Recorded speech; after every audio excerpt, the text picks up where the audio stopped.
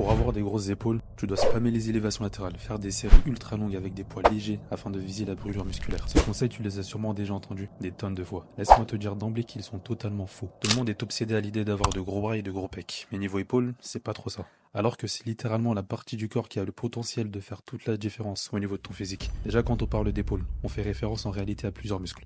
Les muscles situés dans cette région sont les deltoïdes, et ils sont composés de 3 faisceaux. Le faisceau antérieur, latéral et postérieur. Ne te fatigue pas à faire des tonnes de variations d'exo sous plusieurs angles différents, t'en as pas besoin. Ça ne ferait qu'ajouter de la fatigue supplémentaire dans tes séances, et ce serait sur le long terme contre-productif. Sache que tu as uniquement besoin, dans l'idéal, de 3 mouvements. En premier lieu, tu choisiras un développé vertical qui servira à développer principalement les faisceaux antérieurs puis latéraux. Premièrement, privilégie les mouvements en position assise. Tu auras plus de stabilité et plus de facilité à réaliser le mouvement.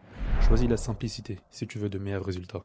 Ensuite, il faudra que tes coudes soient légèrement écartés, de sorte à recruter au plus les faisceaux antérieurs et latéraux. Car au plus tes coudes seront serrés, au plus tu mettras l'accent sur le faisceau antérieur et la partie supérieure du pec. Pour ça, n'hésite pas à t'orienter vers une barre guidée ou une machine si tu préfères. Les haltères, c'est aussi très bien. Personnellement, je trouve que c'est un peu relou lorsque les poids deviennent lourds, de te mettre en place.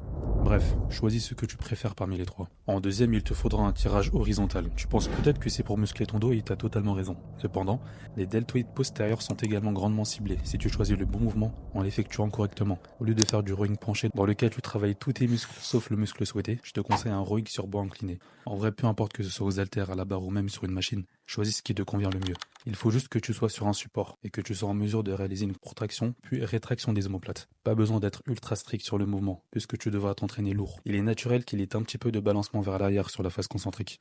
Et enfin, on passe au préféré de tous, les fameuses élévations latérales. Je vais être direct avec toi, je te déconseille de les faire debout avec haltère, car dans cette position, il y a trop de possibilités de rater le mouvement. Avec ce mouvement, la plupart sont soit tentés de prendre trop lourd et réaliser un mouvement qui finit par cibler tous les muscles de leur corps, soit de prendre trop léger et réaliser des séries ultra longues avec seulement 4 kg par main. Choisis un exercice dans lequel tu es sûr de cibler le muscle souhaité, sans trop devoir te préoccuper de la technique. Pour cela, je te conseille des élévations latérales à la poulie, sur une machine, ou même avec des haltères, mais en te plaçant sur un banc incliné. Comme tu peux le voir, les options sont nombreuses. J'ai pas envie de t'enfermer dans des exos bien précis, car il se peut qu'il y en ait que tu n'aimes pas exécuter. C'est pourquoi je te donne à chaque fois plusieurs options. Ces 3 mouvements sont suffisants. Et tu n'as même pas besoin de tous les réaliser dans une même séance. Je te conseille de les répartir comme cela. Imaginons que lundi, tu as ta séance haut du corps A. Tu y feras 2 mouvements, un développé militaire à la machine, puis un rowing supporté avec haltère. Jeudi, tu as ta séance haut du corps P. Cette fois-ci, tu y feras des élévations latérales à la poulie, suivi d'un rowing supporté avec machine. Je te conseille ces variations afin de ne pas réaliser à chaque séance les mêmes mouvements et éviter l'ennui qui pourrait te faire perdre ta motivation.